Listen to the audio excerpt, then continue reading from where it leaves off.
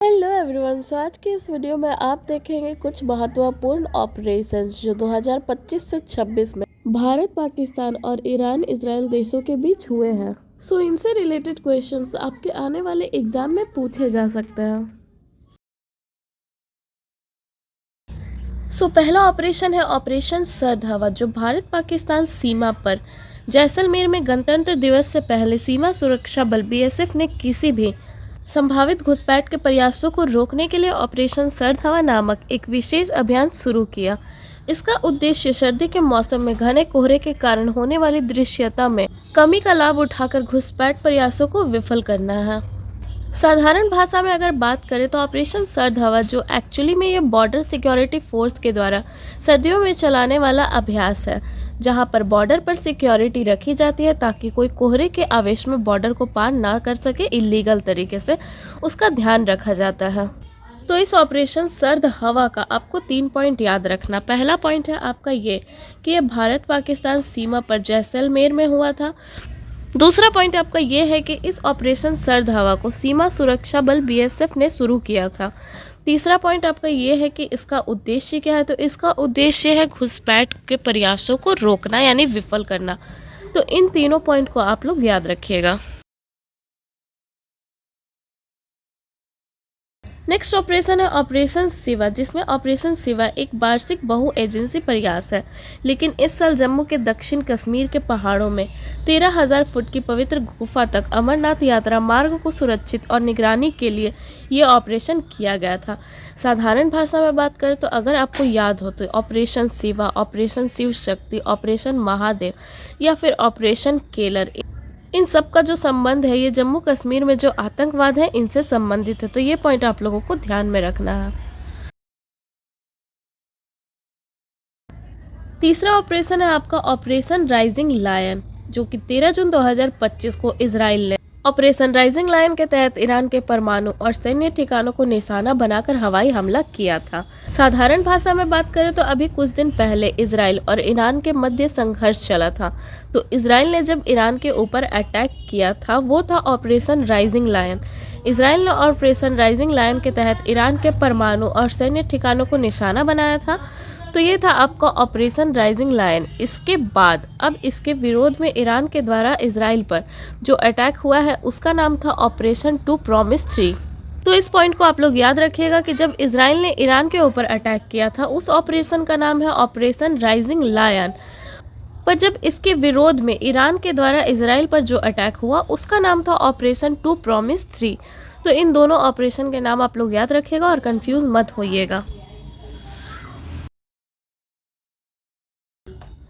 Next operation है operation 2 promise 3, जो Iran के द्वारा इजराइल पे चलाया गया है।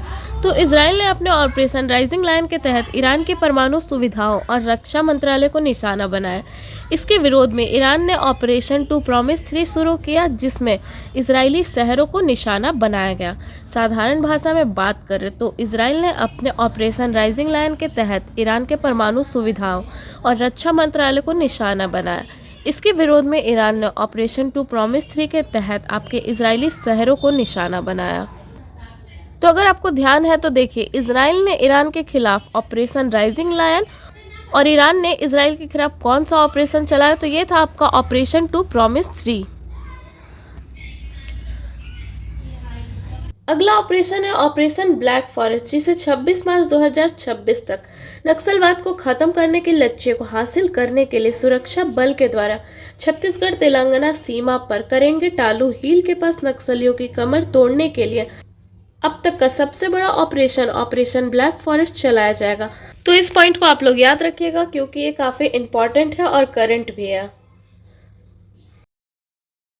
अगला ऑपरेशन है ऑपरेशन सिंदूर, जिसे 6 से 7 मई 2025 की रात को भारतीय सशस्त्र बलों ने पाकिस्तान और पाकिस्तान के कब्जे वाले जम्मू और कश्मीर में आतंकवादी ढांचे पर ऑपरेशन सिंदूर नाम के हवाई हमले किए हैं। इस ऑपरेशन में भारतीय वायुसेना, भारतीय सेना और भारतीय नौसेना का एक संयुक्त अभियान था और इसकी निगरानी प्रधानमंत्री नरेंद्र मोदी जी ने स्वयं की थी। नेक्स्ट पॉइंट आपको ये याद रखना है कि ये हमला 22 अप्रैल 2025 के पहलगाम आतंकवादी हमले का बदला लेने के लिए किया गया था, जिसमें आतंकवादियों ने 26 पर्यटकों को मार डाला था। साधारण भाषा में अगर बात करें तो ऑपरेशन सिंदूर आपको याद होगा, जब पहलगाम घटना हुई थी, उस पहलगाम की घटना के बाद भारत ने सर्जिकल स्ट्राइक के तौर पर, एयर स्ट्राइक के तौर पर हमने ऑपरेशन सिंदूर जो है उसे चलाया था। और यह ऑपरेशन पाकिस्तान में जो आतंकवादी ठिकाने हैं उनको नस्ते नाबूद करने के लिए चलाया गया था। इसमें भारत की 3 सेनाएं शामिल थी, एयरफोर्स, सेना और इसमें आपकी नेवी भी शामिल था। तो इस पॉइंट को भी आप लोग याद रखिएगा कि इसमें 3 सेनाएं शामिल कौन कौन सी थी।